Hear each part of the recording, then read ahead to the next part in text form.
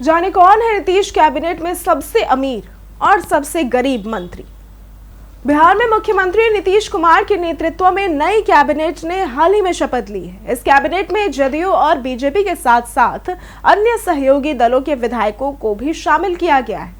इस नए मंत्रिमंडल में कुछ नेता पहली बार मंत्री बने हैं, जबकि कुछ पूर्व मंत्रियों ने भी पुनः शपथ ग्रहण किया है। नई कैबिनेट का गठन न केवल राजनीतिक दृष्टिकोण से महत्वपूर्ण है, बल्कि इसके मंत्रियों की संपत्ति और आपराधिक पृष्ठभूमि भी चर्चा का विषय बनी हुई है। तो सबसे पहले बात करते हैं कैबिनेट के सबसे अमीर मंत्रियों की। इस सूची में सबसे ऊपर है संजय कुमार सिंह, जो सहरसा जिले के सिमरी बख्तियारपुर विधानसभा सीट से लोजपा रामविलास के उम्मीदवार हैं। उनकी कुल संपत्ति 45.21 करोड़ रुपए आंकी गई है। और इसके बाद है मुजफ्फरपुर से बीजेपी के विधायक रामा निषाद, जिनकी कुल संपत्ति 31.86 करोड़ रुपए आंकी गई है। लखीसराय के बीजेपी विधायक विजय कुमार सिन्हा और मुंगेर के सम्राट चौधरी की संपत्ति क्रमशः 11.62 करोड़ और 11.34 करोड़ रुपए। इस सूची से साफ होता है कि कैबिनेट में कुछ ऐसे नेता हैं जिनकी संपत्ति करोड़ों में है और ये आर्थिक रूप से सबसे मजबूत माने जा सकते। ऊर्जा विभाग के अनुभवी मंत्री विजेंद्र यादव की अगर बात करें तो इनकी संपत्ति लगभग 4 करोड़ रुपए है और इसमें उनकी चल संपत्ति 2.6 करोड़ और अचल संपत्ति 1.5 करोड़ रुपए के आसपास है। सबसे महत्वपूर्ण बात यह है कि उनके खिलाफ कोई आपराधिक मामला दर्ज नहीं है, जो उनकी ईमानदारी और साफ सुथरी छवि को दर्शाता है।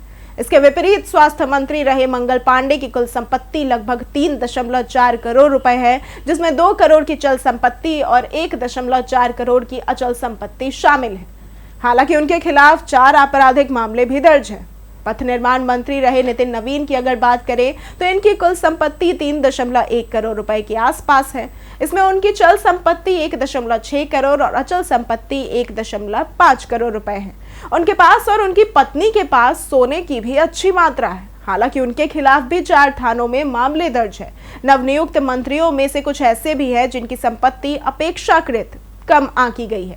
उदाहरण के तौर पर भोजपुर से बीजेपी के संजय सिंह टाइगर की कुल संपत्ति केवल 31.18 लाख रुपए है। इसी तरह से बेगूसराय से लोजपा रामविलास के संजय कुमार की संपत्ति केवल 22.30 लाख रुपए है और ये साफ दर्शाता है कि कैबिनेट में संपत्ति के मामले में भारी अंतर है।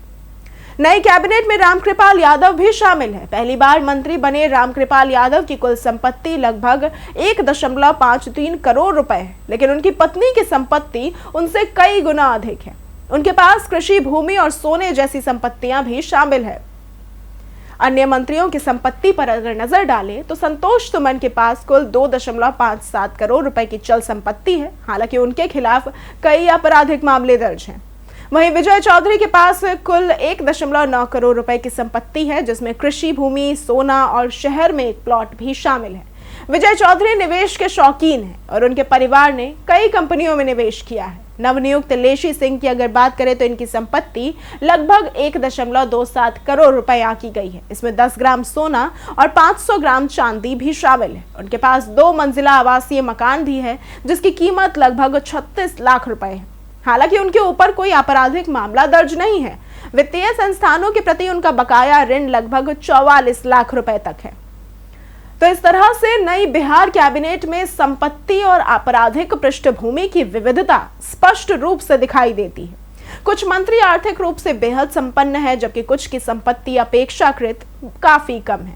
कुछ नेताओं की छवि साफ सुथरी है और उनके खिलाफ कोई मामला दर्ज नहीं है, जबकि कुछ के खिलाफ आपराधिक मामले भी दर्ज हैं।